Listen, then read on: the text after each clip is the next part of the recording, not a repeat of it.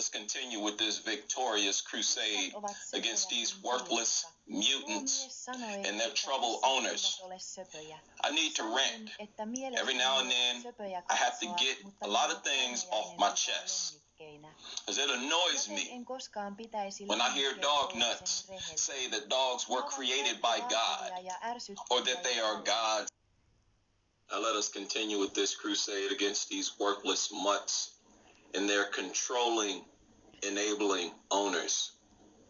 Let's talk about the control freak personality of these dog nuts. I read an article yesterday where this dog nut took it upon herself to carry out this experiment to find out if dog owners are willing to spend more money on their dog than cat owners are willing to spend on their cat. Right away, there's a problem. Why not simply be happy with your pet of choice? No. Dog nuts have to always find a way to project themselves and their pets as superior. This is a part of what maintains their ego. Now, she wrote an article titled "Americans Like Dogs More Than Cats for One Simple Reason." Sorry, cat lovers, but the facts don't lie. One of these alleged irrefutable experiments. Now, in this article, she points out that dog owners are willing to spend more money on dogs because dog owners have a stronger bond with their dogs than cat owners have with their cats.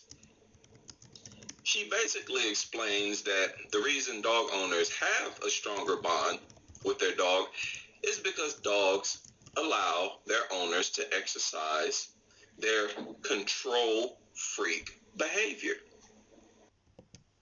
Anteeksi, mutta sekä kissat että koirat ovat erittäin ärsyttäviä eri syistä ja se on myytti, että kissat ovat syrjäisempiä kuin koirat.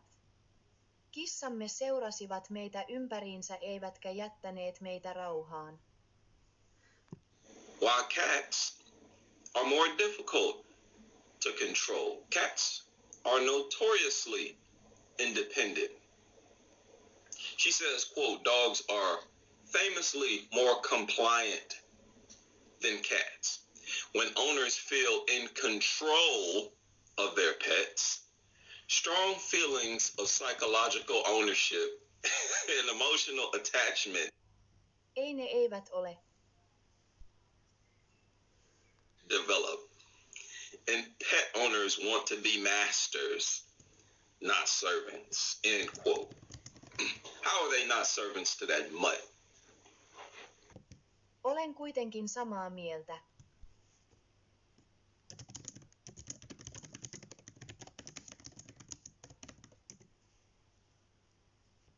Ja kyllä, he ovat mutkien palvelijoita.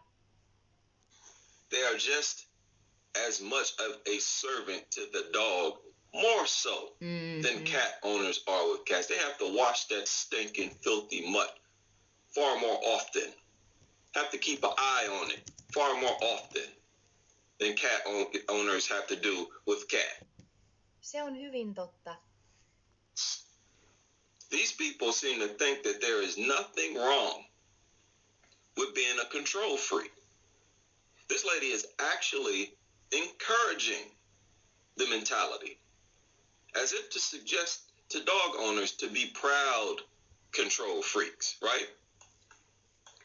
Now, the last sentence would most likely be objected to by several cat owners about how pet owners want to be masters and not servants. Cat owners may simply enjoy the company of cats, but do not need to be controlling, right? They don't need cats to be all up in their faces and up under them all the time, the way dogs do. And again, the reason dogs act like this is not because they are being more affectionate.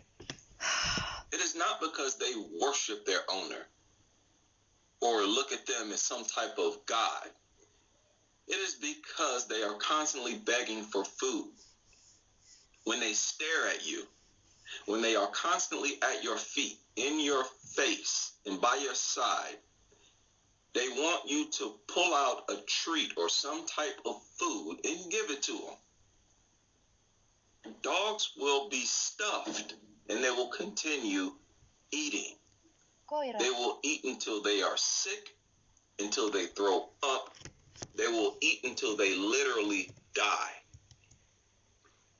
So because dogs always want something to eat, always want something, they're always... Ahneita sikoja.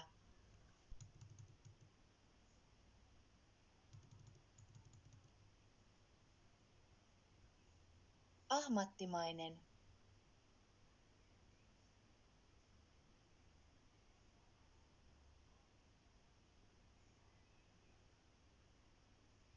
Tahmea.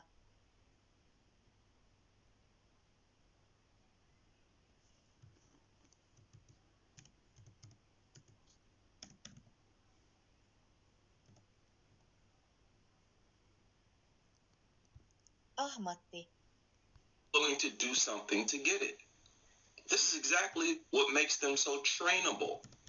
Dog trainers will talk about it. They call it a trainable food drive. Their obsession Ahne. with eating.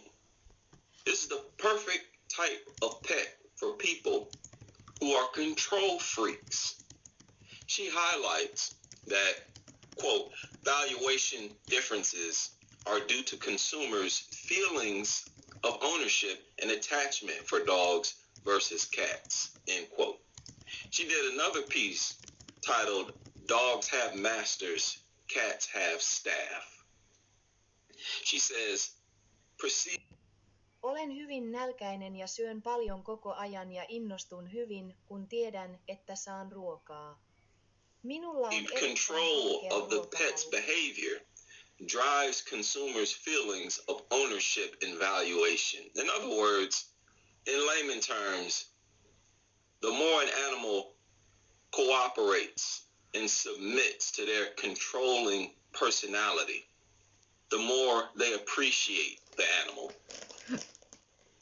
Right? She does not consider the possibility that cat owners do not have this desire to be controlling.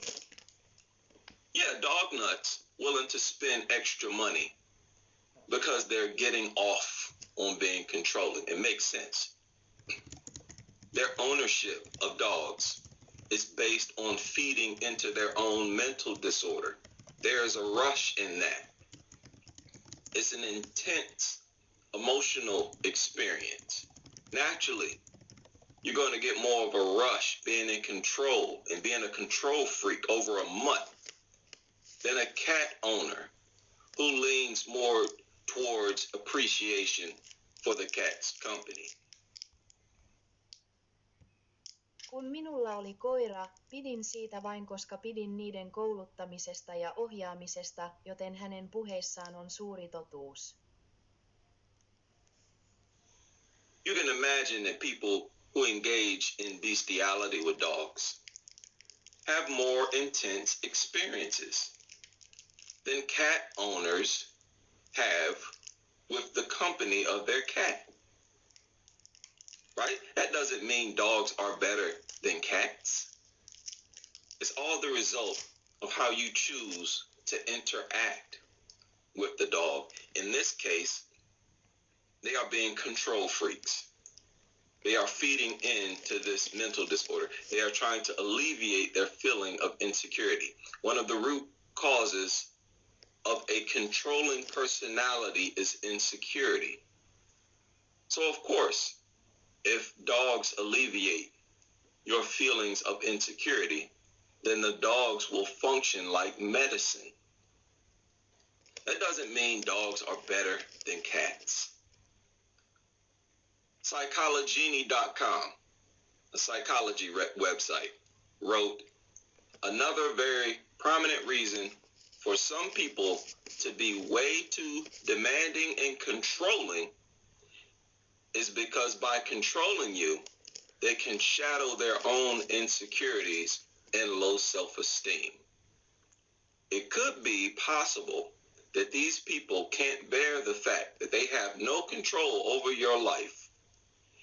And just to come out of that frustration, they tend to become dominant and aggressive over you. Maybe they were never paid attention to in the past. And now they want to do each and everything possible to make your life revolve around them. That's dog nuts to a T. They want to be the center of their dog's life. That's why they get off when they walk through the door and the dog goes crazy. Right? These dog nuts are at work all day, surrounded by people who they cannot control, going crazy in the back of their mind. As a result, co-workers who realize that this person is controlling, and they make it a point to not be controlled by this person. So when the dog nut goes home, the first thing that food-obsessed mutt thinks about is eating. So just like a flock of chickens will run up to a human, excited, jumping up and down, because they associated the human with feeding time, the dog will do the same thing. It will run up to them, jump up and down, jump on them, and lick their faces because it wants food. Again, face licking is not kisses. It is a fact that this is the dog's way of begging for food. But dog nuts interpret all of this food-begging behavior as attention and affection. Most of all, they interpret it as being in control of the dog's happiness. That their presence alone is what makes the dog happy. Psychology Today wrote about how insecure people need to build their self-esteem.